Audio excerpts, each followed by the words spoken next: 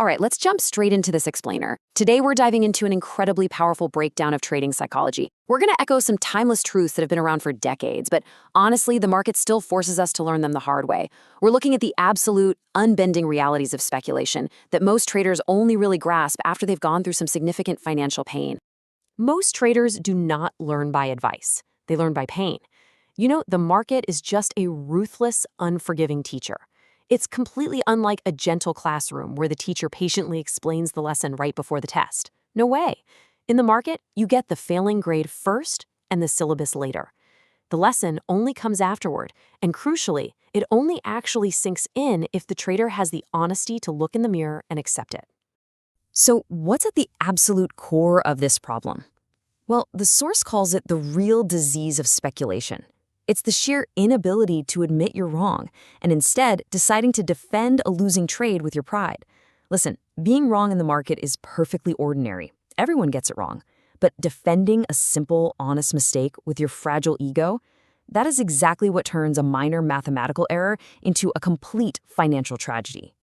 Here is the exact roadmap for today's explainer. The expensive teacher, cut your small losses, never average down, avoid tips, and sit tight, wait for confirmation, and finally, the trader's real enemy. Rule 1. Cut your small losses. A small loss is honestly just the accepted cost of doing business. But think about the deadly psychological progression that happens when you refuse to take it. First, it starts as an argument. You start looking for comfort, right? You scour the news to find permission to stay wrong, telling yourself, oh, the stock is just reacting. Then, that argument turns into a heavy burden. You're carrying the mental weight of a bleeding position everywhere you go. And finally, that burden morphs into a complete disaster.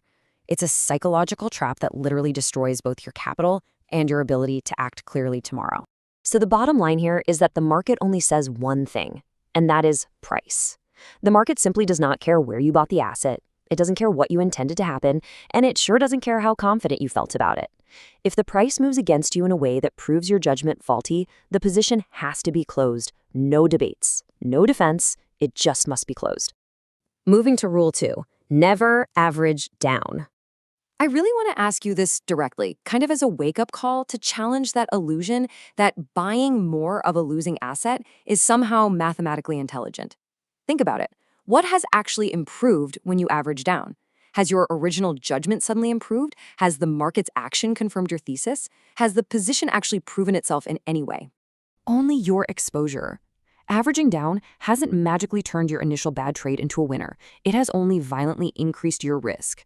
It turns a single isolated mistake into a massive, bleeding campaign where you're no longer even studying the market. You're just studying your own desperate hope.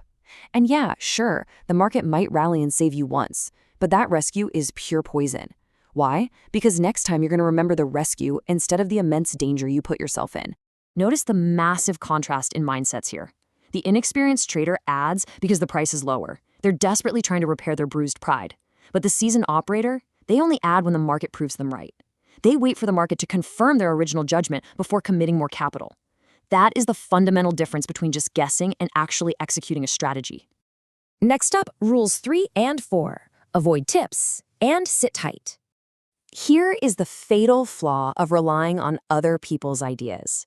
A tip gives you a reason to enter, but completely lacks the judgment to exit.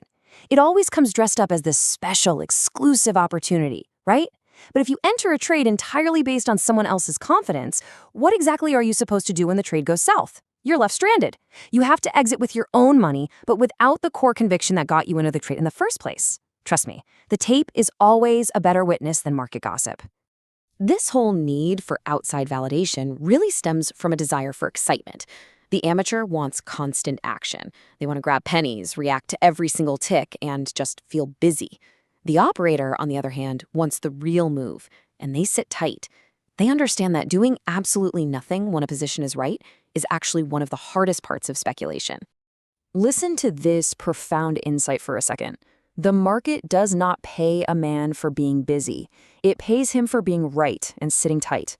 A quick little profit might give your ego a nice boost, for sure. But having the absolute patience to hold a correct position is what actually builds a bankroll.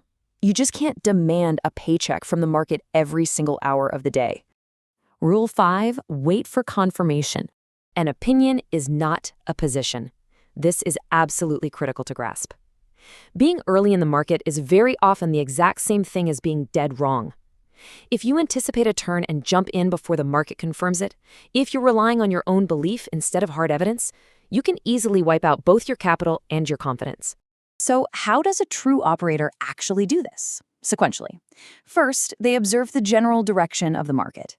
Then, they watch how the price behaves at important key levels. Finally, they enter only on confirmed action. You've got to let the market physically invite you in with real conviction. The first tick, that's just for your imagination. The confirmed move is for the operator. Waiting forces you onto the side of evidence instead of just pure desire. Which brings us to our final point, the trader's real enemy. Let's unpack how these deeply ingrained human emotions actively sabotage the rules we just went over. Hope, it tells the trader to hold on to a losing position. Pride tells them to defend a mistake and average down. Fear tells them to take a profit way too soon instead of just sitting tight. Greed pushes them to jump in on a hot tip without waiting for confirmation. And vanity simply tells the trader they're smarter than the tape. The market ruthlessly exposes every single one of these. Ultimately, this all boils down to a binary choice. The dishonest trader takes a loss and immediately points fingers, blaming the news, rumors, market manipulation, or just plain bad luck. But the honest trader? They look at a loss and ask, what did I do that allowed this?